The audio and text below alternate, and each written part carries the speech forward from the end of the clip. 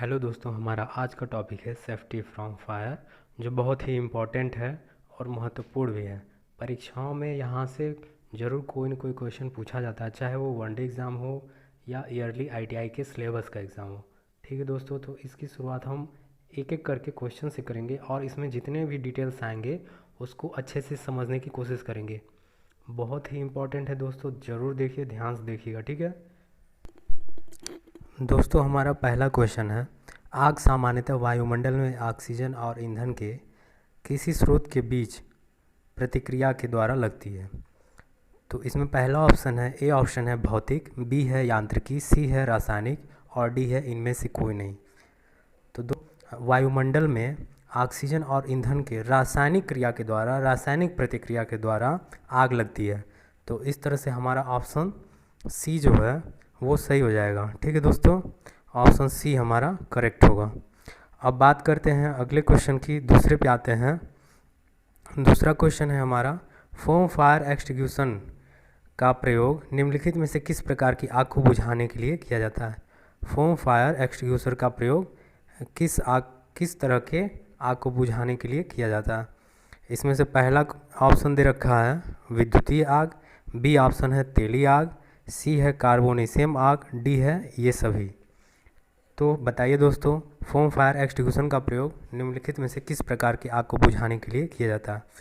तो इसका सही आंसर होगा तैली आग। ठीक है दोस्तों, फोम फायर एक्सटिंग्विशन का प्रयोग तैली आग यानी कि बी श्रेणी के आग को बुझाने के लिए किया जाता है।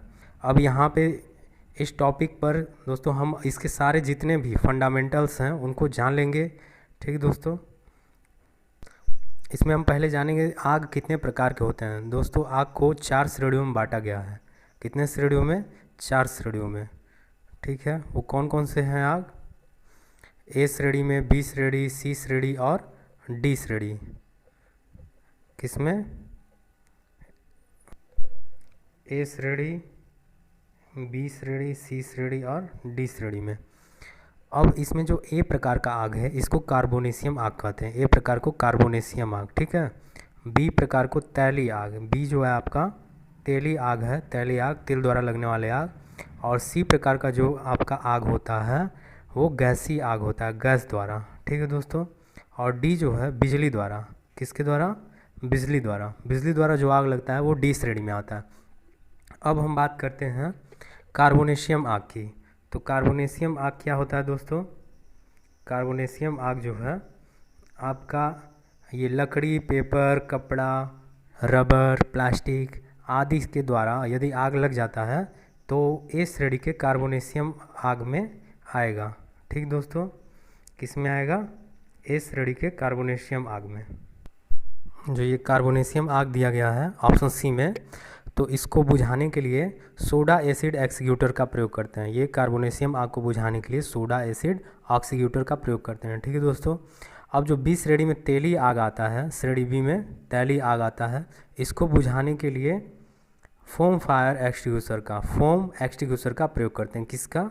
फोम एक्सटिंग्विशर का। ठीक है दोस्तों, अब सी श्रेणी के आग की बात करते हैं, गैसीय आग की बात करते हैं। तो इसको बुझाने के लिए, गैसीय आग को बुझाने के लिए पाउडर एक्सटिंग्विशर का प्रयोग करते हैं।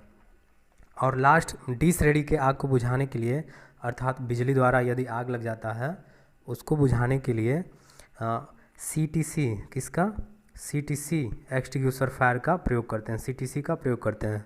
ठीक है दोस्तों, CTC का फुल फॉर्म क्या होता है? CTC का फुल फॉर्म होता है carbon tetra chloride, carbon tetra chloride.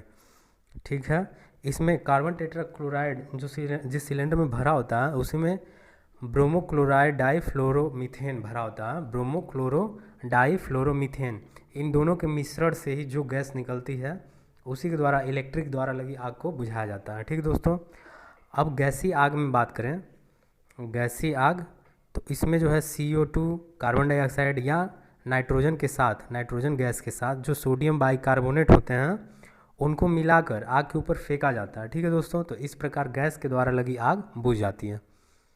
अब तेली आग में क्या होता है? इसमें जो तेली आग को बुझाने के लिए फोम फायर एक्सटिंग्विशर का प्रयोग होता है। ठीक है, इतना क्लियर है फोम फायर एक्सटिंग्विशर का। इस एक्सटिंग्विशर में दो कंटेनर होते हैं, सिलेंडर के अंदर दो कंटेनर होते हैं। एक अंदर वाला कंटेनर घोल भरा होता है और बाहर वाले कंटेनर में सोडा बाई कार्बोनेट, क्या क्या, सोडा बाई कार्बोनेट का घोल भरा होता है। ठीक दोस्तों, अब इसमें जो कंटेनर होता है इसको तोड़ा जाता है। जो अंदर बीच में एक जो जॉइंटर होता है, आग लगने के बाद उसको बीच से निकाल दिया जाता है, वो तोड़ा जाता है। ठीक है, तो ये दोनों घोल आपस में मिल जाते हैं और रासायनिक क्रिया करते हैं और बहुत ज़्यादा मात्रा में झाग अर्थात फोम उत्पन्न करते हैं। और सिलेंडर के मुंह के पास नोजल से बहुत ज़्यादा मात्रा में फोम बाहर निकलता है और तेल की सतह पर, ऊपर तेल के सतह पर आकर बैठ जाता है, जिससे तेल का ऑक्सीजन से या हवा से सीधा संपर्क टूट जाता है और आग हमारा बुझ जाता है। ठीक है दोस्तों, तो ये था हमारा दूसरा क्वेश्चन। अब जो है तीसरे क्वेश्चन पे आते हैं। में लगी आग को पानी द्वारा नहीं बुझाना चाहिए।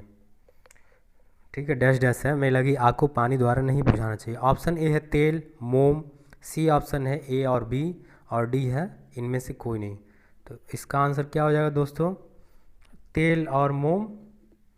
ठीक है, दोनों को जो है तेल और मोम दोनों में यदि आग लगा हुआ है, दोनों के द्वारा यदि आग लगा है तो उसको पानी से नहीं बुझाना चाहिए। ठीक है, अब चौथे क्वेश्चन पे आते हैं।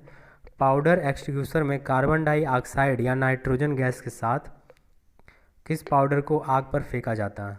तो अभी हमने दोस्तों बताया था आपको, पाउडर एक्सटिंग्विशर में कार्बन डाइऑक्साइड और नाइट्रोजन क्रेट किसका, सोडियम बाइकार्बोनेट का घोल बनाकर पाउडर को आग के ऊपर छिड़का जाता है। ठीक है, अब आगे आते हैं पांचवें क्वेश्चन पे। कौन सा वायुमंडलीय घटक आग उत्पन्न करने में सक्षम है, अर्थात किसके द्वारा, किस घटक के द्वारा वायुमंडल में आग लगता है। पहला ऑप्शन दिया है ईंधन, ऑक्सीजन और ताप के मिश्रण से। बी ऑप्शन है ईंधन, माचिस और जल। ठीक है, सी है ए और बी दोनों, डी ऑप्शन है इनमें से कोई नहीं। तो दोस्तों यहाँ पर क्या हो जाएगा आंसर, आप देख रहे हैं ईंधन है, ऑक्सीजन है और ताप है। डी ऑप्शन में आपका ईंधन माचिस है। माचिस की आवश्यकता नहीं होती है जंगलों में आग लगने के लिए, ईंधन, ऑक्सीजन और ताप, ये तीन चीज़ें जो हैं चाहिए, तो इस वजह से आग लग जाती है, अर्थात ऑप्शन ए यहाँ पे करेक्ट होगा। ऑप्शन ए हमारा करेक्ट होगा। अब आते हैं छठवें ऑप्शन पे, छठवें क्वेश्चन पे। निम्न में से आग लगने का कौन सा कारण हो सकता है, निम्न में से आग लगने का कौन सा कारण हो सकता है। इसमें ऑप्शन है ए विद्युत शॉर्ट सर्किट, बी ऑप्शन है आग्नेय पदार्थों के अधिक गले भागों को तेल का न पहुंचना।